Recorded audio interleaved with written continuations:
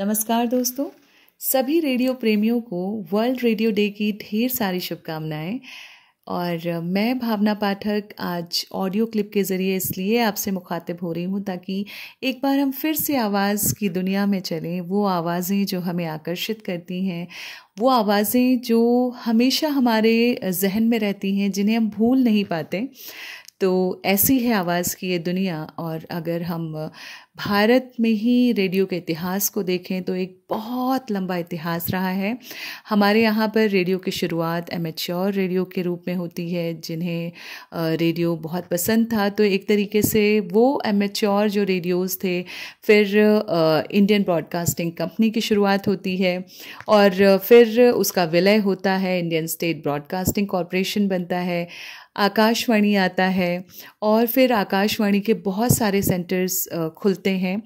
इस तरीके से आकाशवाणी को ही अगर देखा जाए तो आकाशवाणी दुनिया का सबसे बड़ा ब्रॉडकास्टिंग सिस्टम है वर्ल्ड का, जो कि हमारे यहाँ है। तो ये सौभाग्य हमें मिला है।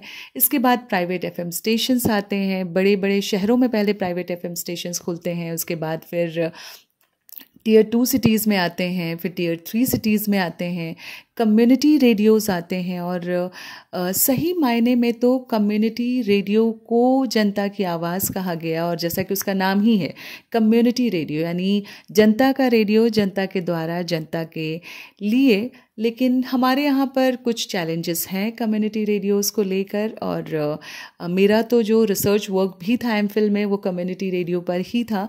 बहुत सारे रिकमेंडेशंस, बहुत सारी पॉलिसी लेवल पर चेंजेस की ज़रूरत है। जैसे हमारे यहाँ पर लाइसेंसिंग जो प्रोसेस है वो काफ़ी टीडियस है और बहुत लेंदी है। और हम कहते कम्युनिटी रेडियो है, लेकिन एक्चुअली कम्युनिटी के हाथ में ओनरशिप नहीं है। या तो कम्युनिटी रेडियोज़ जो हैं वो इंस्टीट्यूशंस को दिए गए हैं, कृषि विज्ञान केंद्र को दिए गए हैं, एनजीओज़ को दिए गए हैं। तो सही मायने में कम्युनिटीज़ को कम्युनिटी रेडियोज़ नहीं मिले हैं। तो ये पहल करने की ज़रूरत है। उसी जगह अगर हम देखें तो श्रीलंका, नेपाल में कम्युनिटी रेडियोज़ बहुत अच्छा काम कर रहे हैं। लैटिन अमेरिकन कंट्रीज़ में तो कम्युनिटी रेडियो ने रेवोल्यूशन लाने का काम किया है। तो रेडियो में बहुत ताकत है। और कल्पनाशीलता की अगर हम बात करें तो इससे ज़्यादा कल्पनाशील कोई और प्लेटफॉर्म नहीं है। कई रिसर्चेस ये बताती हैं कि आज का जो युवा है वो वीडियो से अब धीरे धीरे ऊब रहा है, तो उसे पॉडकास्ट ज़्यादा अच्छा लग रहा है। तो पॉडकास्ट भी एक तरीके से रेडियो का ही एक्सटेंडेड वर्जन है। और ऑडियोज़ में एक तरीके से देखा जाए तो हमारा कंसंट्रेशन ज़्यादा होता है बजाय कि वीडियो के, क्योंकि कहीं ना कहीं थोड़ा सा ध्यान भटकता है जब हम वीडियोज़ देखने लगते हैं। तो अगर आपको अपने कंसंट्रेशन को अच्छा रखना है तो ऑडियोज़ ज़्यादा हेल्पफुल होते हैं। तो इस तरीके से रेडियो के बहुत सारे महत्व हैं। और मैंने तो रेडियो इंडस्ट्री में काम किया है, बतौर आरजे, बतौर प्रोग्रामिंग हेड, एग्जीक्यूटिव प्रोड्यूसर और रेडियो कंसल्टेंट के रूप में भी काम किया है। लेकिन 2012 में मैंने रेडियो इंडस्ट्री छोड़ दी थी। रेडियो को मैंने भले ही छोड़ दिया हो, लेकिन आज भी मुझे ऐसा लगता है जैसे रेडियो ने मुझे नहीं छोड़ा है। और रेडियो मेरी रगों में आज भी खून की तरह दौड़ता है। इसी वजह से दिल किया कि मैं आपसे मुखातिब हूँ, आपसे इस ऑडियो क्लिप के ज़रिए बात करूँ, आपको ढेर सारी शुभकामनाएं दूँ, जो भी रेडियो सुनते हैं, जो रेडियो के प्रेमी हैं।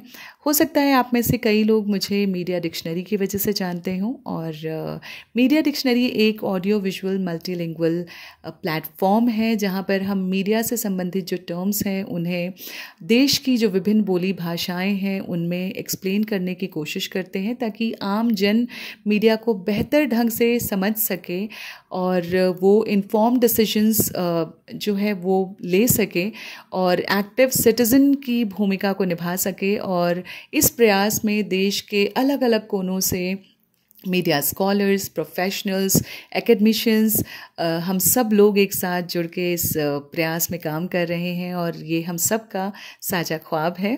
तो मीडिया डिक्शनरी के बारे में और विस्तार से बाद में बात करूंगी। एक बार फिर से आप सभी को रेडियो दिवस की ढेर सारी शुभकामनाएं। Thank you so much.